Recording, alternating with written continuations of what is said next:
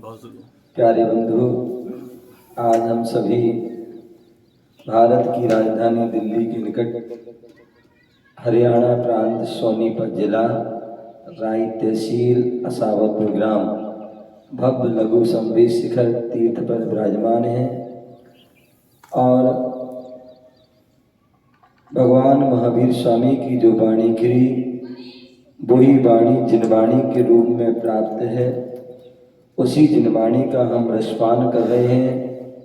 यहाँ पर आचार्य सकल कीर्ति मुनिराज मूलाचार प्रदीप के माध्यम से मुनियों के गुणों के बारे में, उनके महाव्रतों के बारे में यहाँ वर्णन चल रहा है।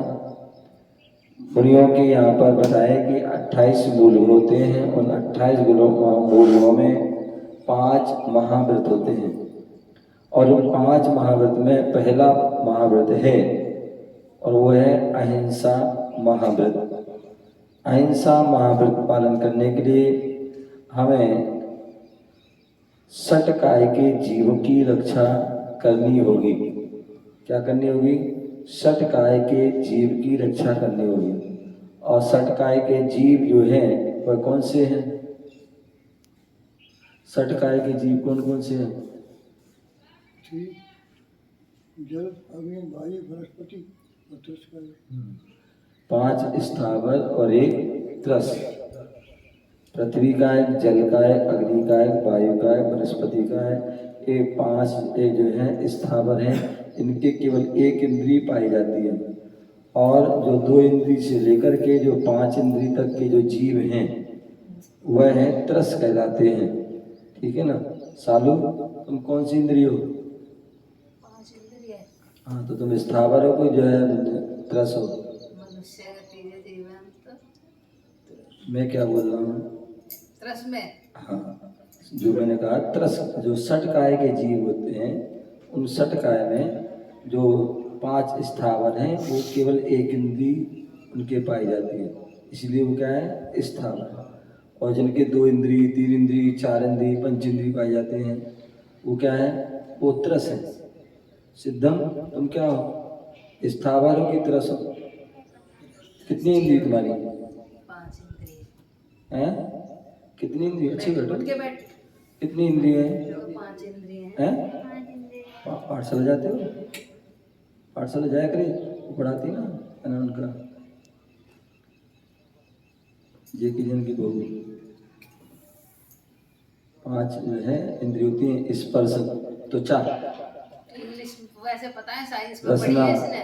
जिभ, जो जीभ, घ्राण, नाक और चक्षु, आँख और कर्ण, ये क्या है? कान। ये 5 इंद्रिय हैं। इंग्लिश में आती नहीं। अब जो उनने पढ़ हमने नहीं पढ़ बस बोल रहा है, तो इसलिए जो है बोलो इंग्लिश में बोलो 5 कौन कौन सी? हाँ, स्क्रीन और टंग। हाँ, तो ये जो है 5 जो है इंद्रिय। ठीक है ना? तो जो तुम्हारी कितनी है? 5। इसलिए हम क्या है? त्रस जीव है। क्या है? त्रस जीव। ठीक है ना? तो मुनिराज जो षटकाय के जीवों की क्या करते हैं? रक्षा करते हैं। इसलिए जो है वह अहिंसा महाव्रत होता है। और वह रक्षा कैसे करते हैं तो उसके लिए बताया था, मन से, वचन से, काय से, कृत, कार्य, अनुमोदना। तो ऐसे वह 9 कोटि हो जाते हैं। 3 × 3 मल्टीप्लाई करिया, कितने हो गए? 3 × 3 मल्टीप्लाई 9। तो ऐसे 9 कोटि होते हैं, 9 प्रकार हो जाते हैं। तो इस प्रकार से वह 9 कोटि से मुनिराज जो है अहिंसा व्रत का पालन करते हैं, उन सभी जीवों की रक्षा करते हैं। तो इसलिए बोले भगवान जी ने इस अहिंसा को समस्त व्रतों की माता कही है और समस्त रत्नों की खान।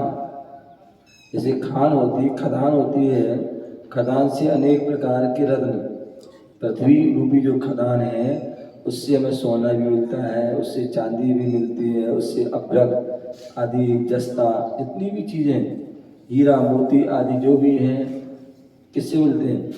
हमें खान से मिलती है, खदान से मिलती है, ठीक है ना। तो इसलिए जो है अहिंसा महाव्रत जहाँ है वहाँ सारे गुण अपने आप आ जाते हैं, ठीक है ना।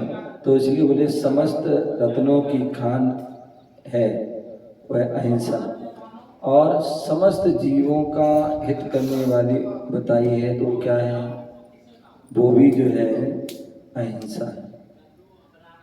इसलिए जो है यहाँ पर उस अहिंसा का गौरव उसको प्राप्त हुआ है।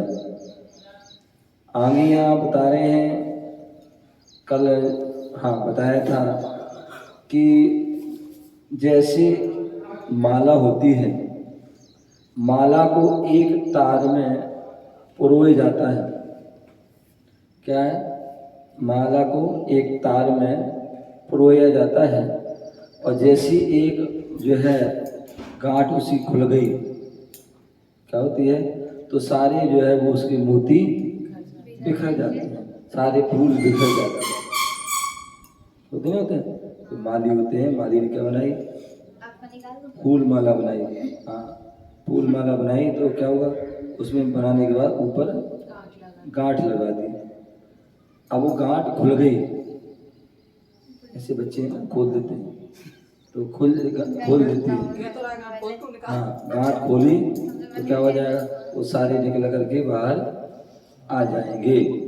तो ऐसी जो है यहाँ बोल रहे हैं, जिस प्रकार सूत की गांठ से बनने वाले हार सूत के अंदर, सूत के ही आधार से ठहर जाते हैं, उसी प्रकार मुनियों के समस्त सद्गुण जीवों की कृपा के आधार से ठहरते हैं। यदि आपने सब जीवों पर दया कर दी, कृपा कर दी, तो आपके सारे गुण समाहित हो जाएंगे, प्रवेश कर जाएंगे, सारे संग्रह हो जाएंगे। और जहाँ क्या हुआ, जीवों पर कृपा नहीं है, तो आप कितना भी जो है सत्य बोलो, कितना भी अचौर व्रत का पालन करो, कितना भी ब्रह्मचर्य का पालन करो, कितना भी अपरिग्रह या परिग्रह की सीमा बनाओ, लेकिन उससे कोई लाभ होने वाला नहीं है।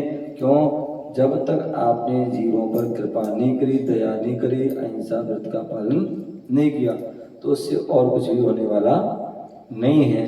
तो इस प्रकार से यहाँ बताया गया था। अब यहाँ पर बोल रहे हैं, शेष व्रत समित्यादि ब्रुवन्ति श्रीजिनाधिपा आद्य व्रत विशुद्ध्यर्थम केवलम च तपा क्रिया।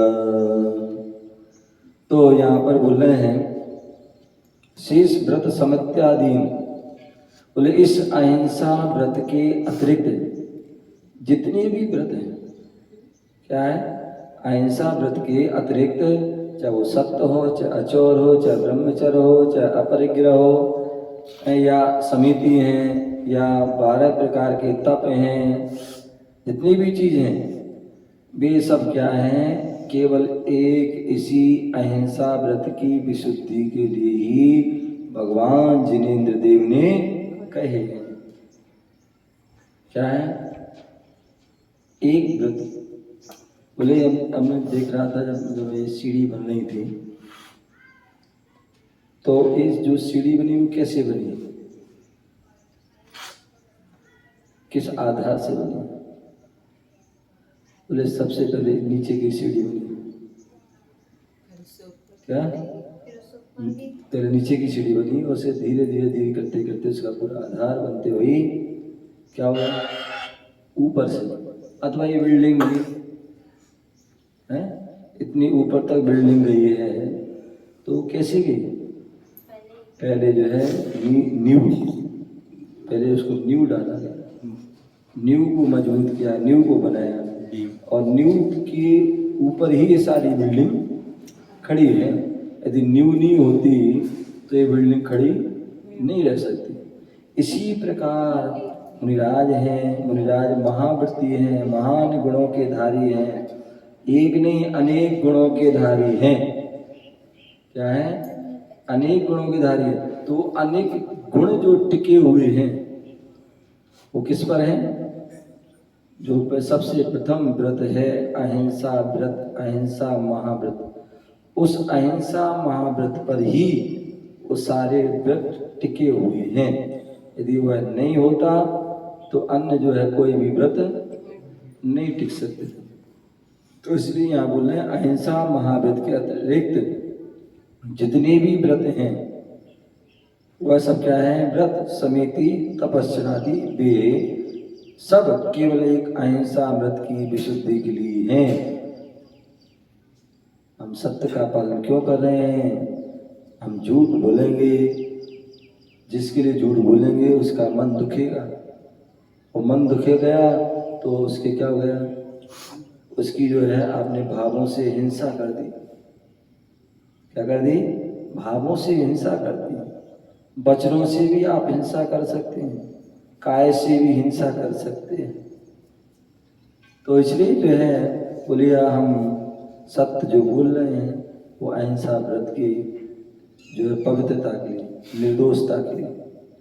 हम चोरी नहीं कर रहे हैं क्योंकि चोरी करेगा और चोरी करने में भी जिसके घर चोरी की, जिसकी वस्तु की चोरी की, उसको दुख होगा, उसको कष्ट होगा, उसको पीड़ा होगी, उसकी आत्मा दुखेगी। और आत्मा दुखेगी तो क्या करेंगे? तो उसके लिए जो है अहिंसा जो हिंसा का दोष लगेगा। उसी प्रकार व्यक्ति कुशील सेवन कर रहा है। क्या कर रहा है? कुशील सेवन कर रहा है, कुत्सित कार्य कर रहा है। स्त्री पुरुष में जो कुत्सित क्रिया चल रही है उस क्रिया में भी क्या हो रहा है? उस क्रिया में भी हिंसा हो रही है। और यदि ब्रह्मचर्य का पालन कर रहे हैं भैया जिससे हिंसा ना हो, क्या यदि हम ब्रह्म कुशील सेवन करेंगे उससे हिंसा होगी, और यदि हमने ब्रह्मचर्य को धारण कर लिया तो हिंसा नहीं होगी।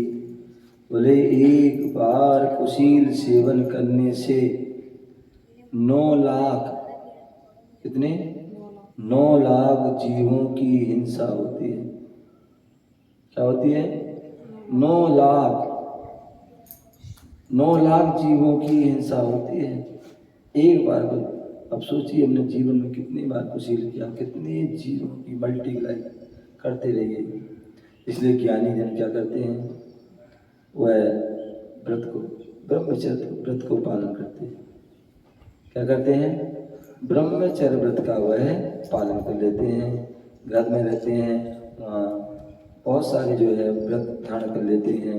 पर स्त्री सेवन नहीं करेंगे, पर पुरुष का सेवन नहीं करेंगे, वेश्या सेवन नहीं करेंगे, आदि 4 पुरुष के साथ सेवन नहीं करेंगे, और पर स्त्री के प्रति पर जो है हम बुरे भाव नहीं करेंगे।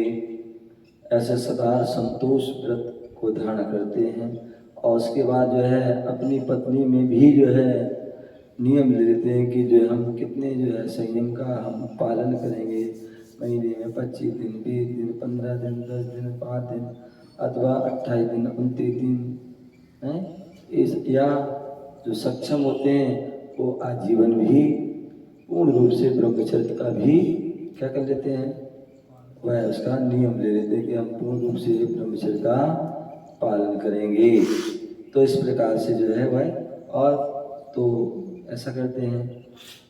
आगे जब वह 12 व्रत धारण करते हैं तो उसमें सदा संतोष व्रत का पालन करते हैं। अपनी स्त्री के अलावा अन्य सभी के प्रति उनका नियम होता है कि अपनी पत्नी के अलावा अन्य जितनी भी जो है बड़ी स्त्रियां हैं वो माँ के समान है, बराबर की स्त्रियां हैं वो बहन के समान है, छोटी स्त्रियां हैं वो पुत्री के समान है। ऐसा वह उनके विचार होते हैं। और जब वो आगे बढ़ते हैं तो क्या करते हैं? छठवीं प्रतिमा है, और छठवीं प्रतिमा दिवा मैथुन त्याग प्रतिमा होती है, जहाँ पर वह अपनी पत्नी के साथ तो है। 5वीं प्रतिमा तक जो है जब उसके भाव होते तभी वो अपनी क्या करता है? स्त्री पुरुष की क्रिया करता है। लेकिन 6वीं प्रतिमा में लेने पर अब वह क्या कर रहा है? अपनी स्त्री में भी वह अब नियम कर लेता है कि अब दिन में हम जो है किसी प्रकार की कुत्सित कार्य नहीं करेंगे।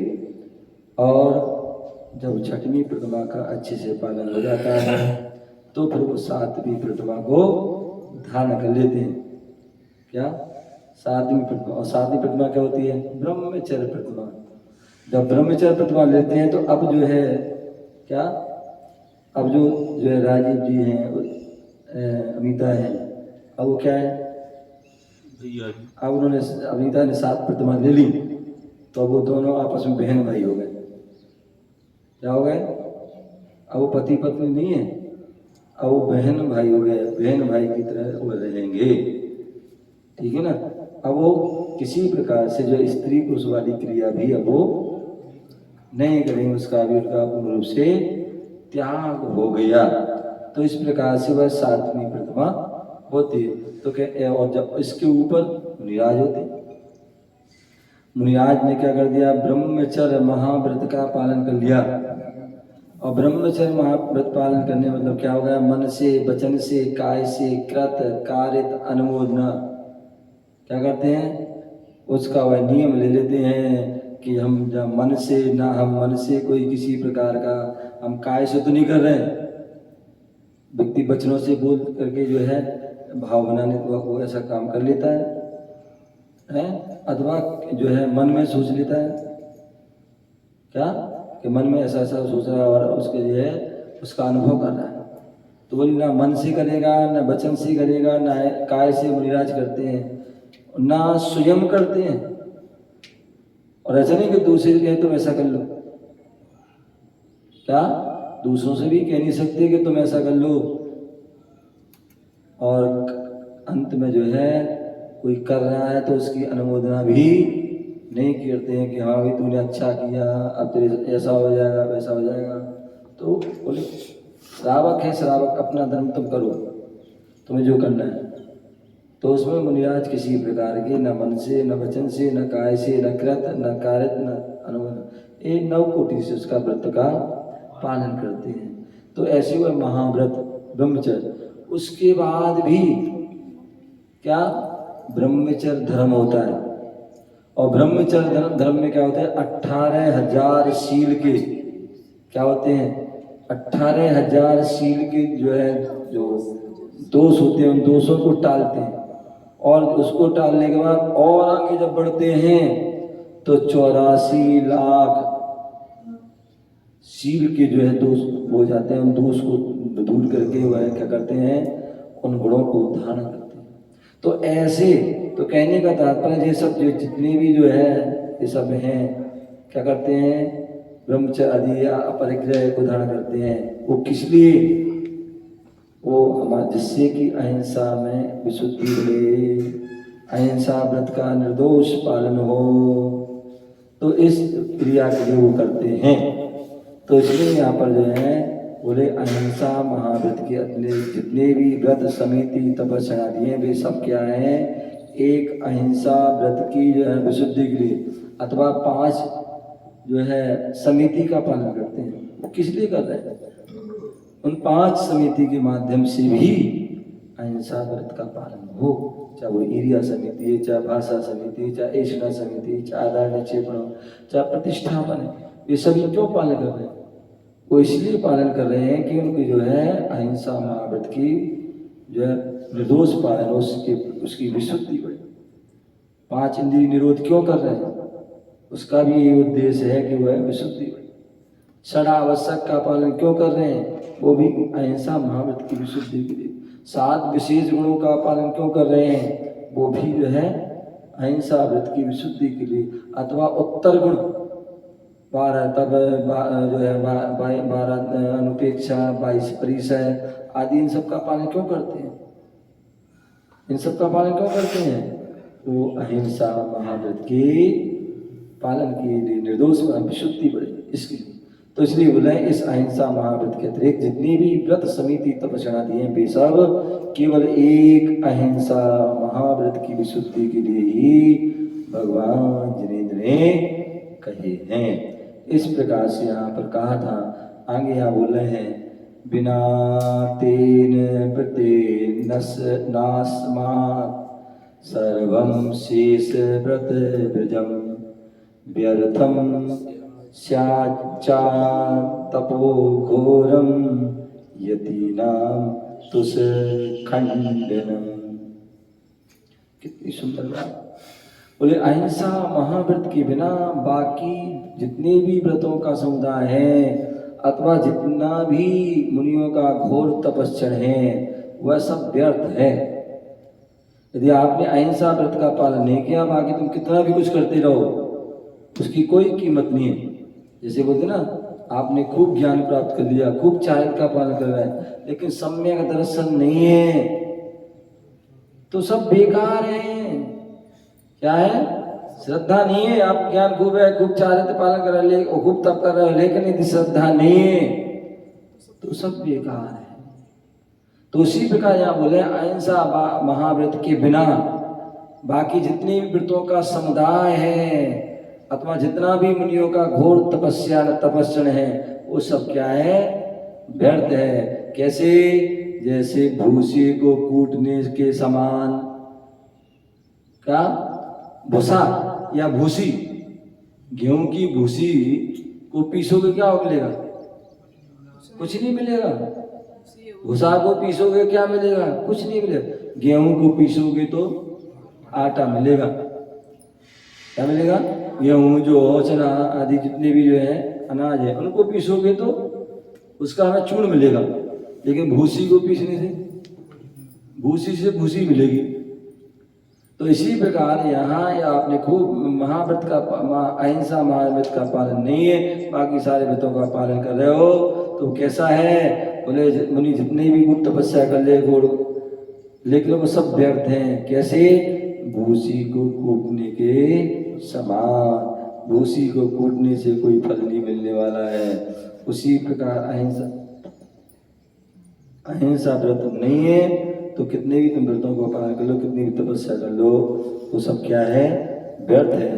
ऐसा हमें उसको समझना चाहिए। आगे इसके बारे में और भी कहेंगे। आपका समय हो गया।